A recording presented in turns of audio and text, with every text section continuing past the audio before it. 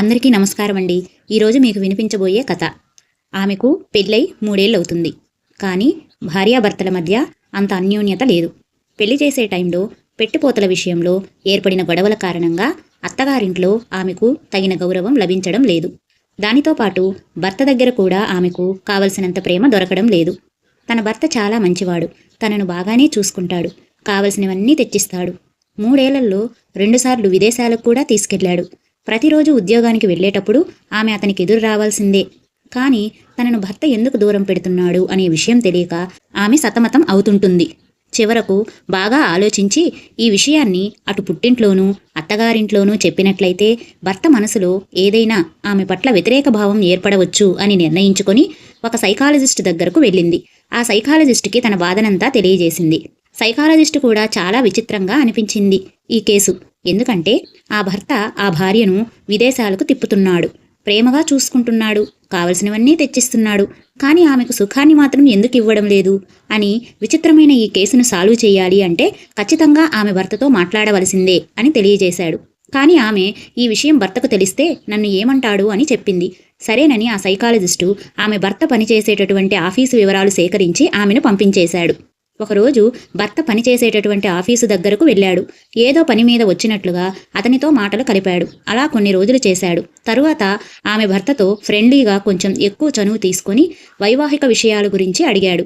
ఆమె భర్త కూడా తన పర్సనల్ విషయాలు చెప్పుకోవడానికి ఒక వ్యక్తి గురించి ఇన్ని రోజులు ఎదురు చూసేవాడు. ఎవరైనా ఉంటే చెప్పుకోవాలని అతనికి అనిపిస్తూ ఉండేది.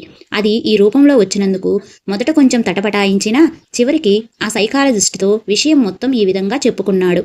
ఆ భర్త తను పీజీ చదివేటటువంటి సమయంలో ఒక అమ్మాయిని ఇష్టపడ్డానని, అనేక కారణాల వల్ల విడిపోవలసి వచ్చిందని, ఆ అమ్మాయి స్థానంలో తన భార్యను అంగీకరించలేకపోతున్నానని, పెద్దవాళ్ళని బాధ పెట్టడం ఇష్టం లేక పెళ్లి చేసుకున్నానని చెప్పాడు. అయితే ఇప్పుడు వచ్చినటువంటి భార్యని సుఖపెట్టలేకపోతున్నానంతేగాని మిగతా అన్ని విషయాల్లో తనకు ఏ లోటు చేయడం లేదు అని చెప్పాడు. అందుకు సైకాలజిస్టు ఇదా అసలు విషయం అని చెప్పి తన గురించి తన భార్య తన దగ్గరకు వచ్చి చెప్పుకున్న విషయం గురించి అతనికి తెలియజేశాడు. ఆమె భర్త కంగు తిన్నాడు. అయితే ఇప్పుడు తను ఏం చేయాలో సైకాలజిస్ట్ని సలహా అడిగాడు. అందుకు సైకాలజిస్టు ఈ విధంగా చెప్పాడు. చూడండి సార్, ప్రతి ఒక్కళ్ళ జీవితంలో కొన్ని పరిస్థితులు ఖచ్చితంగా ఏర్పడతాయి. మనం అక్కడే ఆ పరిస్థితుల్లోనే ఇరుక్కొని పోతే మనం ఒక్కళ్ళమే అయితే ఎవరికీ జవాబు చెప్పవలసిన అవసరం లేదు. కానీ మనం వేరొకరి జీవితంలోకి వెళ్ళినప్పుడు వాళ్ళకి సమాధానం చెప్పవలసి ఉంటుంది. కాబట్టి మీరు ఖచ్చితంగా మారాలి. ఇప్పుడు మీరు దగ్గరకు తీసుకోలేదని ఆమె ఆ సుఖం కోసం వేరే వాళ్ళతో ప్రయాణం చేయడానికి సిద్ధపడితే మీరేం చేయగలరు? ఇప్పటికైనా అందరి వైపు నుంచి ఆలోచించి మంచి నిర్ణయం తీసుకుంటారు అని ఆశిస్తున్నాను అన్నాడు.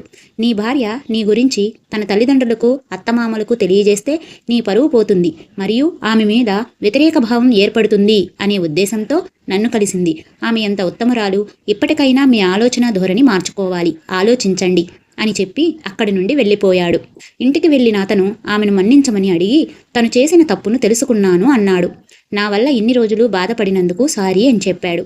అందుకు ఆమె హస్బెండ్ అండ్ వైఫ్ అంటే ఒకరినొకరు అర్థం చేసుకోవడమే కానీ అపార్థం చేసుకోవడం కాదు. అంతేకాకుండా వైవాహిక జీవితంలో అడుగు పెట్టకముందు ఎన్నో సిచ్యువేషన్స్ ఫేస్ చేసి ఉంటాము. వాటిని బేస్ చేసుకొని మిగతా జీవితం రన్ చేయాలంటే ఎలా?